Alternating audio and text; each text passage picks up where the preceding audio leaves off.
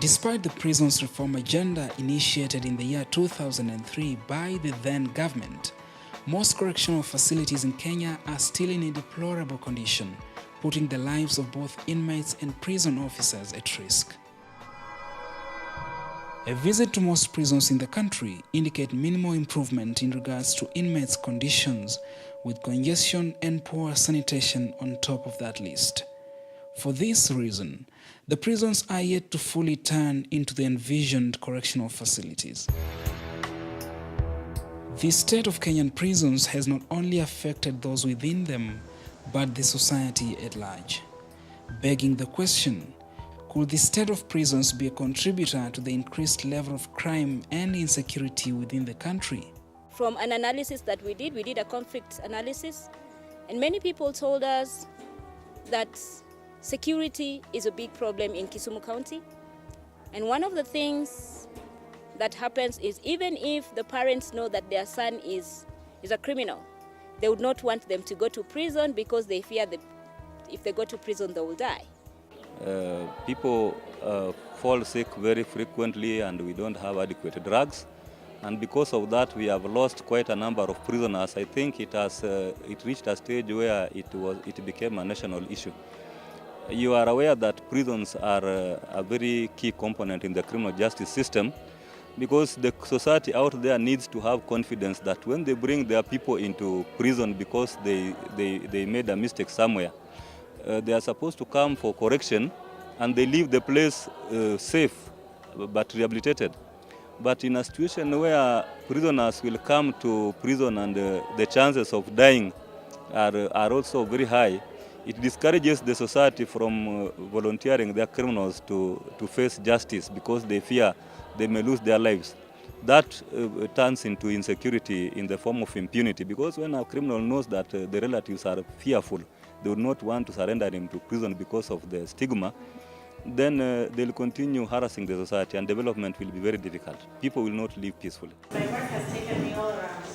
Local Capacities for Peace International Lcpi, a non-governmental organization, has been on the forefront in promoting and funding security and peace-related initiatives across different parts of Kenya, Kisumu being one of them. Our belief is that if there's no peace, there can be no growth. If there's no security, there can be no investment. And we were informed by the happenings in Kisumu, especially in the post-election violence that saw the town being branded as, one that had radical youths, but on one hand, and on the other hand, having security personnel that were firing at will to kill.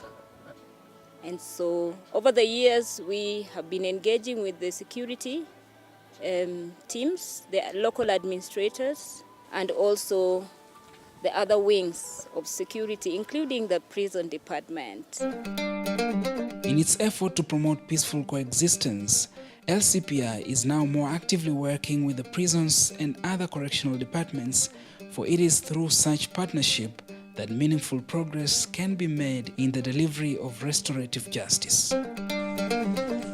Even with the collaboration, Local Capacities for Peace International recognizes the other challenges of attitude change and the need to educate community members for them to embrace and support structured rehabilitation processes, not looking at inmates and those released from prisons as any less human.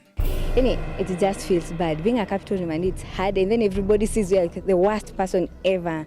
But being in prison generally is just hard. It's just hard. And more so, living in such a place where you just believe that everyone who is here is a criminal, and they don't realize that there are some of us who are here, they are not criminals, but who are victims. And I can tell you for a fact that there were people who were released from this prison. And there is a case of one man who could not even go back to his community alone because he didn't know how he will be received.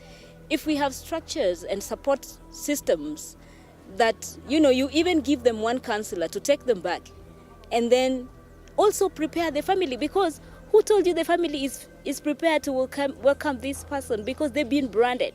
So what we are dealing with is also the branding of the inmates. These are human beings. with feelings. And yes, they may have committed crimes, but they're still human beings. And we who are still outside, it doesn't mean we are any better. And so just preparing the people who are welcoming them, but at the same time, preparing those who are inside. It is very important for us also to know that these people are our people. God, who created us, is changing. It wants people to change. Even us, even if these people have done anything wrong, we should also be putting them in a certain environment that we can redeem them. It is not about punitive kind of discipline. It is redeeming kind of discipline. No, redemption belongs to Jesus. And us as a church, we should back redemption, even for ourselves and for each other. That's very, very important. Agre Onyango is the officer in charge of Kisumu Main Prison, famously known as Kodiaga Prison. He believes that if members of the public would change their attitude and embrace restorative values in resolving conflicts and responding to wrongdoing, then prison cells will not be as crowded. They should know that when somebody offends within them, that person is part and parcel of them. They should ask themselves, why are these people offending? The prisons are full now. They should ask themselves, what is wrong out there? Why are they so flimsy, very small things? They want somebody to go to prison. They can't solve them within the community. If they would reduce the number of people coming to prison, the bill from the government will go down, and the government will now have more money to spend on maintenance and all that.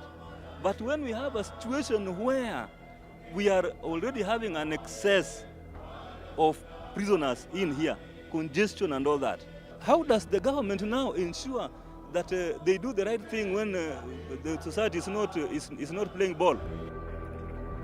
Kenyan prisons have undergone reforms that have seen inmates treated much more humanely than was the case years ago. As such, the lives of prisoners have improved. On the other hand, there's still a lot to be done. In most prisons, the environment is traumatizing. In the end, it interferes with the rehabilitation process as it erodes both the individual worth and mental wellness of inmates. Ultimately, there's need to address the element of trauma and cultivate self-worth among inmates, thereby according them the dignity they deserve as human beings and treating them as such. The prison is meant to correct the people. That's why in our jargon, we don't call them prisons, we call them correctionals.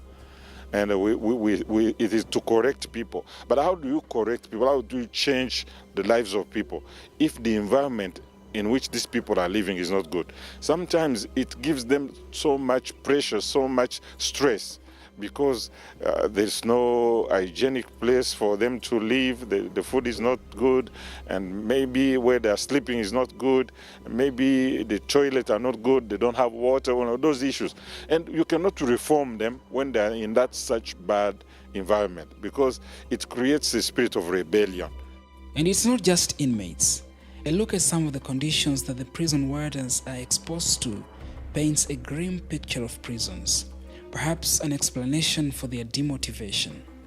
There are serious challenges ranging from sanitation, congestion, broken sewerage systems, acute water supply, to lack of proper housing units. The prison wardens, really, they do a lot of work.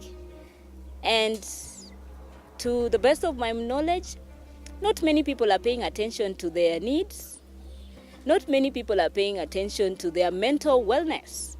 And so all this trauma, by the virtue of the fact that they are dealing with inmates all the time, they themselves feel like prisoners. In actual sense, they are prisoners themselves, because their life is then confined within the prison precincts. And it is not every day that they get people to come, even to talk to them, even to encourage them. And what mostly the public does is to chastise them, is to blame them, and no appreciation. Now right here, this place is dilapidated. But even the staff quarters, you go there, it is equally bad. At times even worse than here.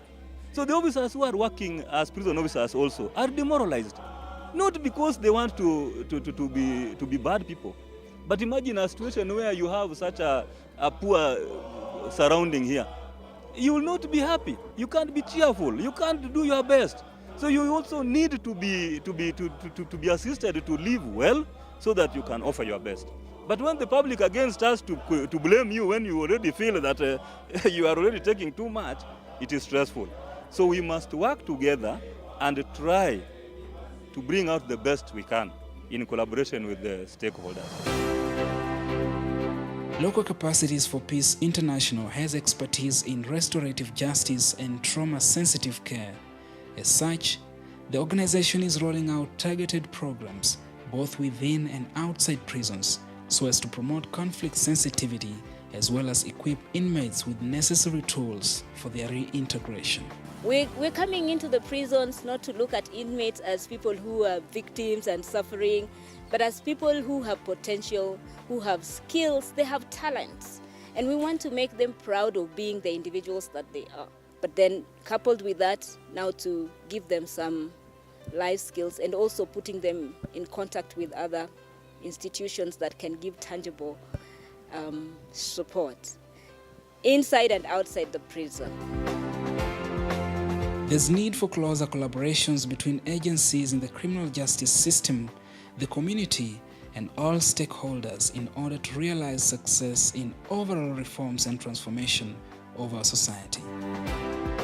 And as long as we don't partner with the prison authorities to try to educate and transform these citizens, because after all, they belong to us, they belong to our communities, then we will not be able to transform the society as a whole.